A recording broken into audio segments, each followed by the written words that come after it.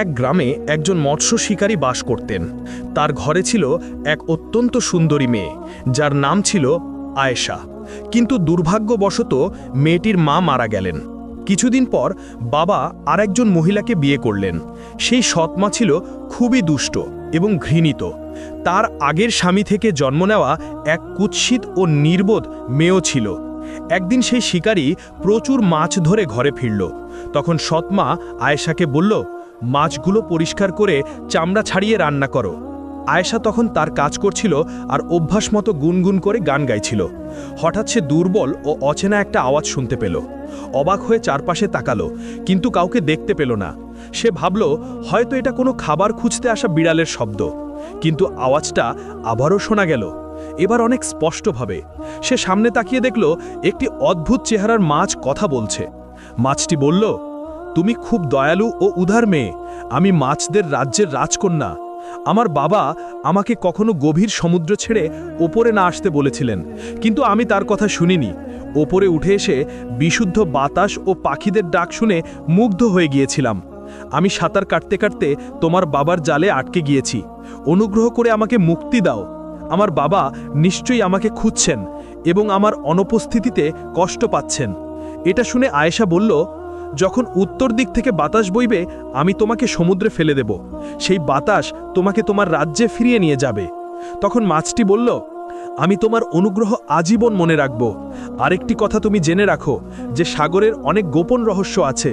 পৃথিবীর প্রতিটি প্রাণের সমুদ্রে এক একটি প্রতিরূপ থাকে। আয়েশা তখন তার কাজ ছেড়ে মাছটিকে পানি ভর্তি একটি পাত্রে রাখল এবং সমুদ্রের দিকে ছুটল। যখন উত্তর দিকের বাতাস বইতে শুরু করল, তখন মাছটি তাকে একটি ছোট শাখা দিল এবং বলল, যদি কখনো আমার প্রয়োজন হয় এই শাখাটি উত্তর দিকে ঝুলিয়ে দিও। তখন এর ভেতর থেকে মধুর সুর বের হবে, আর আমি সঙ্গে সঙ্গেই তোমার কাছে চলে আসব। অতপর আয়েশা মাছটিকে সমুদ্রে ফেলে দিল এবং দ্রুত বাড়ি ফিরে রান্নার কাজ শেষ করতে লাগলো, যেন সৎমা কিছু টের না পায়। কিন্তু বিষয়টা এত সহজ ছিল না। আয়েশা সমুদ্রে থাকাকালীন সৎমা এসে তাকে না দেখে ক্ষুব্ধ হয়ে যায় এবং প্রতিশোধ নেওয়ার পরিকল্পনা করে।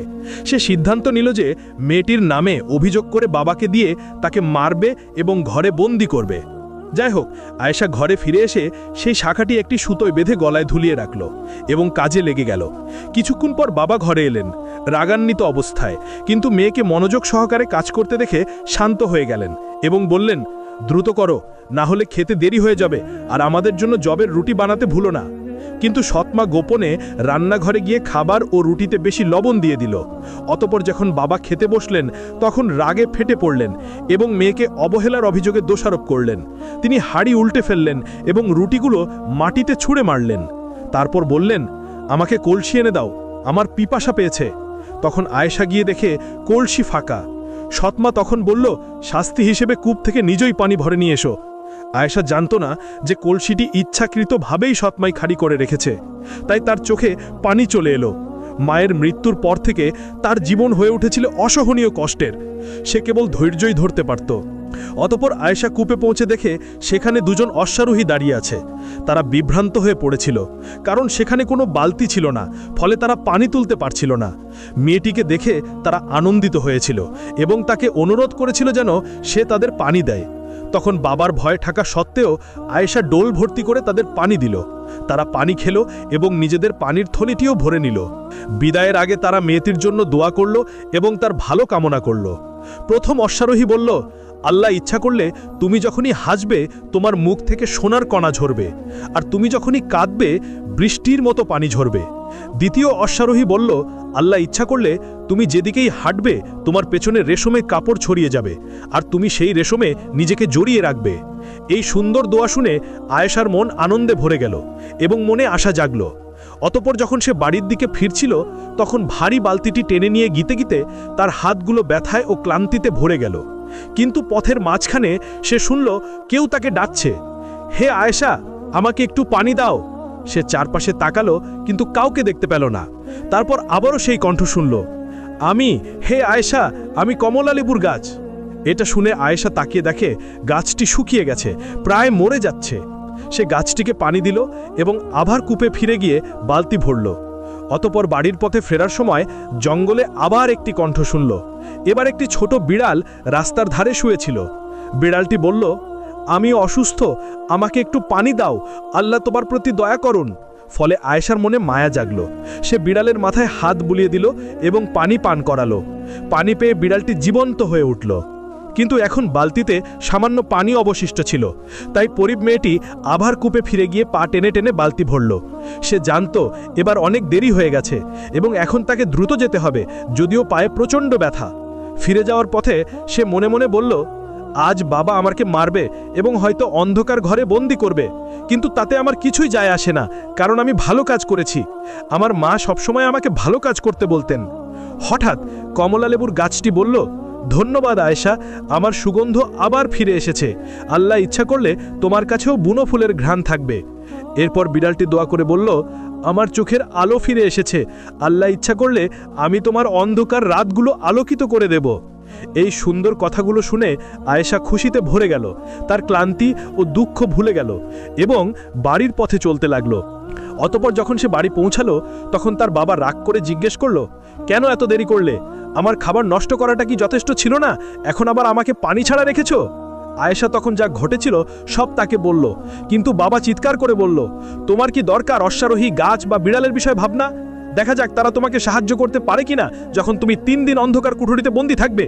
এখন পুরানো কাপড় পরে ফেলো আর কানের দুলগুলো খুলে ফেলো, তুমি এসবের যোগ্য নয়। আয়েশা বাবার হঠাৎ রাগ দেখে অবাক হয়ে গেল। সে বুঝল যে এর পেছনে সৎমার ষড়যন্ত্র আছে। সে কাঁদতে শুরু করলো, কিন্তু বাবার হৃদয় এখন কঠিন হয়ে গেছে। সে আর মেয়ের প্রতি কোনো দয়া দেখালো না।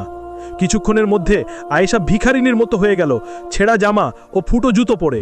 বাবা তাকে পিঠে ধাক্কা দিয়ে অন্ধকার কুঠুরির ভেতর ফেলে দিলেন এবং দরজা বন্ধ করে তালা লাগিয়ে দিলেন। আয়েশা ভয় পেয়ে গেল। জায়গাটা স্যাঁতস্যাঁতে ও অর্ধকার ছিল। সে এক কোণে বসে পড়ল এবং কাঁদতে শুরু করল। চোখের অশ্রু মাটিতে পড়তে লাগল। সে বলল, হে আল্লাহ, আমি কি এমন খারাপ কাজ করেছি যে এমন দুর্ভাগা জীবন পেতে হলো? প্রতিদিনই চিৎকার আর শাস্তি। আমার সেই দয়ালু বাবা আর আগের মতো নেই। আমি একসময় সুখী ও আদুরে ছিলাম, কিন্তু মায়ের মৃত্যুর পর সব শেষ হয়ে গেছে। সৎমা আমার সৌন্দর্য, সেলাই দক্ষতা ও রেশমের সুন্দর নকশা দেখে হিংসায় পুড়ে যেত। সে আমাকে হেয় করার চেষ্টা করত এবং ঘরের সব কাজ আমাকে দিয়ে করাতো, যাতে আমি আর সুন্দর কাপড়ের নকশা করতে না পারি। অনেক দিন হয়ে গেছে আয়েশা হাতে সূঁচ বা কাপড় নেয়নি। এই চিন্তায় ডুবে থাকতেই হঠাৎ সে দেখল অন্ধকারে দুটি চোখ জলজল করছে। আয়েশা ভয়ে গুটিয়ে গেল, প্রায় চিৎকার করে ফেলত, কিন্তু তখনই একটি কণ্ঠ বলল, আমি সেই বিড়াল যাকে তুমি জঙ্গলে পানি দিয়েছিলে। আমি এসেছি তোমার অন্ধকার আলোকিত করতে, যেমনটা তোমাকে প্রতিশ্রুতি দিয়েছিলাম। অতঃপর বিড়ালটি কাছে এসে তার কোলে বসল। হঠাৎ তার চোখ দুটো এত উজ্জ্বল হয়ে উঠল যেন দুটি প্রদীপ। আয়েশা চারপাশে তাকিয়ে দেখল এই প্রথম সে কুঠুরির ভেতরের জিনিসগুলো দেখতে পাচ্ছে। জায়গাটা ছিল বহু পুরনো, শত শত বছরের পুরাতন, আর কেউ কখনো ভেতরে ঢুকে দেখেনি। তখন বিড়ালটি বলল, চলো, আমি তোমাকে কিছু দেখাবো। অতঃপর আয়েশা কুঠুরির বিশালতা দেখে বিস্মিত হলো এবং তার দুঃখ ভুলে গেল। সে বিড়ালের পেছনে হাঁটতে লাগল। দেয়ালে খোদাই করা সুন্দর নকশা, ভাস্কর্য দেখতে পেল। হঠাৎ সে কুয়ের পাশে দেখা 2 অশ্বারোহীর একজনকে দেখল। তিনি তাকে একটি বাক্স দিলেন এবং বললেন, আমি আমার প্রতিশ্রুতি রক্ষা করেছি। তুমি এখন সবচেয়ে সুন্দর রেশমে নিজেকে জড়াতে পারবে। আয়েশা তখন বাক্সটি খুলে দেখল তার ভেতরে ছিল একটি রূপার আয়না, হাতির দাঁতের তৈরি চিরুনি এবং 5টি রেশমি পোশাক।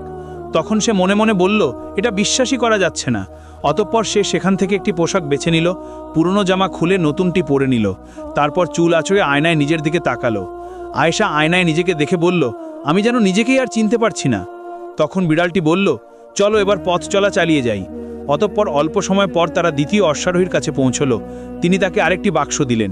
এর ভেতরে ছিল চকচকে চামড়ার তৈরি একজোড়া জুতো এবং সুন্দর গয়না। আয়েশা তার ছেঁড়া জুতো ফেলে দিল এবং নতুন জুতো পায়ে দিল। এরপর নিজের পছন্দ মতো হার ও আংটি পরে নিজেকে সাজিয়ে নিল এবং বিস্ময় ভরে পথ চলা অব্যাহত রাখল। পথে তার দেখা হলো কমলালেবুর গাছটির সঙ্গে। গাছটি তাকে চোখের কাজল, সুগন্ধি ও ফল ভর্তি একটি ঝুড়ি দিল এবং গাছটি বলল, আমি আমার প্রতিশ্রুতি রক্ষা করেছি। জেনে রেখো, আমরা সবাই তোমার করা সৎকর্মের প্রতিদান দিতে এসেছি। মানুষ যেমন বপন করে তেমনই ফসল পায়। যে ভালো বপন করে সে ভালোই পায়। গাছটি আরও বলল, এই কুঠুরিটি একসময় ছিল জিনদের সবচেয়ে বড় রাজ্য। তারা পৃথিবীতে অরাজকতা ছড়িয়ে দিয়েছিল। অবশেষে একদিন আল্লাহ তাদের শাস্তি দিলেন। ফলে আমাদের জাতি থেকে কেবল আমরাই কয়েকজন বেঁচে আছি। আমাদের দেখতে পায় কেবল সৎ এবং পরিশুদ্ধ মানুষ। অতঃপর আয়েশা বাকি দিনটি কাটানো জিনদের রাজ্যের ধ্বংসাবশেষ ঘুরে দেখতে। দেয়ালের পাথরের খোদাই করা নকশাগুলো তাকে মুগ্ধ করল। সে বলল, যখন আমি এখান থেকে বের হব, আমি রেশমের কাপড়ে এই নকশাগুলোর মতো সূচিকর্ম করব। তারপর সে একটি বাড়িতে প্রবেশ করে ঘুমিয়ে পড়ল। সকালে ঘুম থেকে উঠে দেখে একটি থালায় তার প্রিয় সব খাবার সাজানো আছে। সে পেট ভরে খেয়ে নিল। অতঃপর তৃতীয় দিনের সন্ধ্যা নামলে সে কুঠুরির দরজার কাছে বসে অপেক্ষা করতে লাগলো, কেউ এসে তাকে বের করবে বলে। কিছুক্ষণ পর সে তার সৎমার পায়ের শব্দ শুনতে পেল। সৎমা হাতে গতকালের অবশিষ্ট মাছ ও রুটি নিয়ে এসেছিল। কিন্তু দরজা খুলে যখন আয়েশাকে দেখল ঝলমলে রেশম ও সোনায় মোড়া, সুন্দরভাবে সজ্জিত, তখন তার হাত থেকে থালাটি পড়ে গেল। সে নিজের চোখকেও বিশ্বাস করতে পারল না এবং বলল, তুমি কি সত্যিই আয়েশা, সেই জেলের মেয়ে? তখন আয়েশা বলল, হ্যাঁ, আমি আয়েশা। সৎমা তার স্বামীকে ডেকে বলল, এসো, দেখো তোমার মেয়েকে। আমি জানতে চাই কে তাকে এইসব ধনসম্পদ দিয়েছে। তখন জেলে অবাক হয়ে বলল, কি বলছো নারী? অতঃপর জেলে যখন নিচে নেমে কুঠুরিতে ঢুকল, তখন অবাক হয়ে মুখ হাঁ করে তাকিয়ে রইল। তখন আয়েশা বলল, ওরা বন্য প্রাণী বাবা। আমি যাদের সাহায্য করেছিলাম তারা আমার প্রতি কৃতজ্ঞতা প্রকাশ করতে এসেছে। কিন্তু জেলে তার গল্পে তেমন মনোযোগ দিল না। তার চোখ শুধু সোনালুপার বাক্সের দিকে ছিল। সে বলল, আমি বড় একটা নৌকা কিনব, আমরা মাছ ধরে প্রচুর লাভ করব। খুব ভালো কাজ করেছো আয়েশা, তুমি তোমার বাবাকে ও পরিবারকে গ্রামের ধনী লোকদের একজন করে তুলবে। তারপর সে মেয়েকে জড়িয়ে ধরল, কপালে চুমু খেল এবং প্রতিশ্রুতি দিল আর কেউ কখনো তার সঙ্গে খারাপ ব্যবহার করবে না। এরপর আয়েশার জীবন অনেক ভালো হয়ে গেল। ঘরের কাজও অনেক কমে গেল, কারণ বাবা এবার সৎ মেয়েকেই সব কাজ করতে বাধ্য করলেন। আয়েশা আবার সূচিকর্মে ফিরে গেল এবং জিনদের রাজ্যে দেখা নকশাগুলো রেশমের কাপড়ে ফুটিয়ে তুলল। যখন সবাই সেই কাজ দেখল, তারা মুগ্ধ হয়ে গেল এবং বাবার ভালোবাসা মেয়ের প্রতি আরও বেড়ে গেল। অবশেষে সে তার স্বপ্নের নৌকাটিও কিনে ফেলল। কিন্তু সৎমা আয়েশার প্রতি প্রচণ্ড হিংসায় জ্বলে উঠল। বাবার কাছে মেয়ের সম্মান ও অবস্থান বেড়ে যেতে দেখে সে বলল, আমি অবশ্যই চাতুর্যের আশ্রয় নিয়ে তার গোপন রহস্য জেনে নেব, এটা করতেই হবে। অতঃপর একদিন সৎমা আয়েশার কাছে এসে আগের কঠোর আচরণের জন্য ক্ষমা চেয়ে বলল, তোমার বোনের বোকামি আর কুৎসিত চেহারাই আমাকে সবসময় উত্তেজিত রেখে এসেছে। তুমি বুঝতে পারছো তো? তখন আয়েশা সরলভাবে বলল, হ্যাঁ, আমি বুঝি। আমার বন্যপ্রাণীরা ওকে সাহায্য করতে পারবে। ওরা জিনদের রাজ্যের অবশিষ্ট বাসিন্দা। সে সৎমাকে শুরু থেকে শেষ পর্যন্ত সব ঘটনা খুলে বলল। তখন সৎমা মনে মনে হাসল এবং বলল, আমার মেয়ে তোমার চেয়ে সুন্দর ও ধনী হবে, আর তোমার সঙ্গে কি করব তুমি তা দেখবে, হে অভিশপ্ত মেয়ে। আয়েশা এই সব কথা শুনে স্তব্ধ হয়ে গেল। অতঃপর পরের দিন সকালে সৎমা তার মেয়েকে একটি বালতি দিল এবং বলল কি করতে হবে। সে বলল, কষ্ট সহ্য করে ধৈর্য ধরো, দিনের শেষে তুমি ধনী হয়ে উঠবে ও জিন তোমাকে সুন্দর মুখ দেবে। কিন্তু মেয়েটি ছিল কৃপণ ও খারাপ মনের। যখন সে কূপে পৌঁছালো এবং বালতি ভরল, তখন অশ্বারোহীরা এসে তার কাছে পানি চাইল। তখন মেয়েটি বলল, আমি তোমাদের বাবার দাসী নই। ফলে তারা রেগে গিয়ে তারা তার জন্য বদদোয়া করল। তারপর সে যখন কমলালেবু গাছের পাশ দিয়ে যাচ্ছিল, তখন গাছটি তাকে ডাকল এবং পানি চাইল। মেয়েটি শুকনো গাছটি দেখে বলল, আমি আমার বাবাকে ডেকে আনব, সে তোমাকে কেটে জ্বালানি কাঠ বানাবে। তাই গাছটি অভিশাপ দিল, আল্লাহ ইচ্ছা করলে তোমার গন্ধ হবে তোমার নোংরা জিভের মতোই বাজে। এটা শুনে মেয়েটি হাসল এবং চলে গেল। অতঃপর আরেকটু এগোতেই সে বিড়ালের দেখা পেল। বিড়ালটি অসুস্থ কণ্ঠে বলল, আমি অসুস্থ, আমাকে একটু পানি দাও, আল্লাহ তোমার প্রতি দয়া করুন। তখন সে উত্তর দিল, তুমি এখানেই পড়ে থাকো যতক্ষণ না ইঁদুর এসে তোমার লেজ খেয়ে যায়। লেজ ছাড়া তুমি আরও সুন্দর দেখাবে। তখন বিড়ালটি রেগে গিয়ে অভিশাপ দিল, আল্লাহ ইচ্ছা করলে ইঁদুররা রাতে এসে তোমার কান খেয়ে ফেলবে, যেন তুমি আরও কুৎসিত হয়ে যাও। অতঃপর যখন মেয়েটি বাড়ি ফিরল, তখন সৎমা জিজ্ঞেস করল, তুমি কি আমি যা বলেছিলাম সব করেছ? সে উত্তর দিল, হ্যাঁ মা। তখন সৎমা বলল, তাহলে যাও, কুঠুরিতে ঢুকে পড়ো, ভয় পেও না, এখানে খাবার দাবার আছে, যদি কিছু দরকার হয় দরজায় কড়া নাড়বে, আমি খুলে দেব। আর একটি সাদা বিড়াল আসবে, তাকে অনুসরণ করবে, সে তোমাকে সোনা আর রেশমের কাছে নিয়ে যাবে। অতঃপর মেয়েটি অন্ধকারে বসে রইল। হঠাৎ সে দেখল লাল চোখওয়ালা অসংখ্য প্রাণী তার দিকে তাকিয়ে আছে। সে ভয় পেয়ে একটি কাঠ জ্বালালো। তারপর অসংখ্য ছোট ইঁদুর তার দিকে ঝাঁপিয়ে পড়ল এবং তাকে কামড়াতে শুরু করল। মেয়েটি দৌড়াতে লাগলো, চিৎকার করতে লাগলো, মুখ থেকে তাদের দূরে সরাতে চাইল, কিন্তু ইঁদুরগুলো তার কান কেটে ফেলল। ভয়ে সে দৌড়াতে লাগলো এবং একটি রূপালী বাক্স দেখতে পেল, যা অন্ধকারে ঝলমল করছিল। সে তার দিকে দৌড়ে গেল, বাক্স খুলল এবং দেখল ভেতরে কেঁচো ও তেলাপোকা। তারা তাকে আক্রমণ করল এবং তার পোশাকের ভেতরে ঢুকে পড়ল। অতপর ভয়ে সে আবার দৌড়ে গিয়ে দরজায় কড়া নাড়ল। দরজা খুলে সৎমা মেরে নোংরা অবস্থা দেখে বিরক্ত হল। সে তাকে গোসল করালো ও পরিষ্কার করল, কিন্তু মেয়েটি ভয়ঙ্কর কুৎসিত হয়ে গিয়েছিল। তার মুখ জুড়ে ছিল কামড় আর আঁচড়ের দাগ। তখন সৎমা প্রচণ্ড রেগে গিয়ে বলল, আমার মেয়ের সাথে যা ঘটেছে সবই সেই আয়েশার চালাকি। সে আমাকে ধোঁকা দিয়েছে। আমি বুঝে নেব কিভাবে তার থেকে প্রতিশোধ নেওয়া যায়। তোমার সর্বনাশ হবে, হে জেলের মেয়ে। অতপর একদিন সৎমা আয়েশাকে বলল, আমি তোমার বোনের জন্য কিছু ভেষজ সংগ্রহ করব, ওষুধ বানানোর জন্য। আমি চাই তুমি আমার সাথে জঙ্গলে চলো। তখন আয়েশা বলল, ঠিক আছে, আমি তোমার কথা মতোই করব। অতপর তারা অনেক দূর হাঁটল, আর আয়েশা বারবার জিজ্ঞেস করছিল, আর কত দূর? সৎমা প্রতিবার বলছিল, এখনো না। শেষ পর্যন্ত তারা একটি উঁচু পাহাড়ে পৌঁছালো। তখন সৎমা বলল, ওখানে একটি লাল রঙের দণ্ডল ফুল জন্মায়, তুমি সেটি আমার জন্য নিয়ে আসো। আমি ক্লান্ত, এখানেই তোমার জন্য অপেক্ষা করব। তাড়াতাড়ি করো, আমাদের সময় নেই। আয়েশা পাহাড়ের দিকে যেতেই সৎমা মনে মনে বলল, এখন আমি এখান থেকে চলে যাব, আর সে কখনোই আর বাঁচতে পারবে না। এই পাহাড়ে শিয়াল, শকুন, বিষাক্ত বিছা সবকিছু আছে। এমনকি যদি সে এগুলো থেকে বেঁচেও যায়, তাহলে পথ খুঁজে পাবে না। গরম আর ক্ষুধায় সেই মরেই যাবে। এটাই হবে আমার মেয়ের জন্য তার শাস্তি। অতঃপর আয়েশা ফুল খুঁজতে লাগলো, কিন্তু কিছুই পেল না। ফিরে এসে দেখে সৎমা তাকে ফেলে চলে গেছে। সে পথ মনে করার চেষ্টা করল, কিন্তু সব পথ একই রকম লাগছিল। আয়েশা চিৎকার করতে লাগলো, যদি কেউ শোনে, কিন্তু আশেপাশে কেউ ছিল না। তাই ক্লান্ত হয়ে সে একটি গাছের নিচে বসে পড়ল এবং কাটতে লাগল। হঠাৎ সে দেখল দুটো কবুতর ঝগড়া করছে। পুরুষ কবুতরটি বলল, আমরা ঠিক করেছিলাম শীতের জন্য বীজ জমিয়ে রাখব, কিন্তু আজ আমি দেখেছি সেগুলোর কিছু নেই। তখন স্ত্রী কবুতরটি বলল, বিশ্বাস করো, আমি ছুঁইনি, আজ খুব গরম ছিল। এটা শুনে আয়েশা বলল, তোমার স্ত্রীকে অন্যায়ভাবে দোষ দিও না। প্রচণ্ড গরমের কারণে বীজ শুকিয়ে গেছে। যদি শিশির পড়ে তাহলে তা আবার আগের মতো হয়ে যাবে। তখন স্ত্রী কবুতরটি নিচে নেমে আয়েশার কোলে বসে বলল, ধন্যবাদ তোমাকে। তোমার এই পরামর্শ না পেলে আমি বিপদে পড়তাম। তোমার এই সদয়তার জন্য আমি তোমাকে কিভাবে পুরস্কৃত করব? তখন আয়েশা বলল, আমি আমার বোনের জন্য ডণ্ডল ফুল চাই এবং আমাদের সমুদ্রের ধারে বাড়িতে ফিরতে চাই, কিন্তু আমি পথ জানি না। এটা শুনে কবুতরটি অবাক হয়ে বলল, এই ফুল পাহাড়ে জন্মায় না, তোমাকে এই নির্জন জায়গায় কে এনেছে?